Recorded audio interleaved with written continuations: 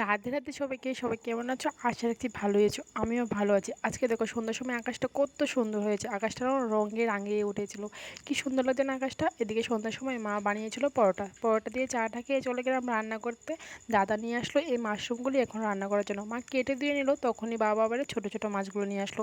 মাশরুমগুলি মা কালকে রান্না করবে। এখন নুন হলুদ দিয়ে ভেজে তুলে রাখবে। এদিকে বাবা ছোটো মাছ নিয়েছে। আমার ছোটো মাছ খেতে ভালো লাগে, কিন্তু কাটতে তো আমার একদমই ভালো লাগে না। মা ছোটোগুলো মাছগুলো কাটছে, এদিকে আমি পেঁয়াজ কাঁচা লঙ্কাটা কুচি করে নিলাম।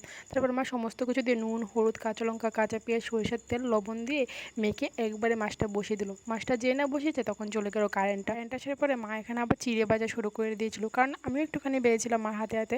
কারণ কালকে বানাবো যে চিড়ে দিয়ে নাড়ু, সেটার ভিডিওটি তোমরা পরের ব্লগে দেখতে পারবে। এখানে চিড়েও বেড়েছিল, আবার কিছুটা সিদ্ধ চালও বেড়েছিল। তারপরে চাল আর চিড়েটা ঠান্ডা হয়ে যাওয়ার পর মিক্সার গ্রাইন্ডারের সাহায্যে গুঁড়ো করে নিলাম। ভিডিওটি ভালো লাগলে লাইক করে দিও, চ্যানেলটিকে সাবস্ক্রাইব করে দিও। Thanks for watching. টাটা সবাইকে।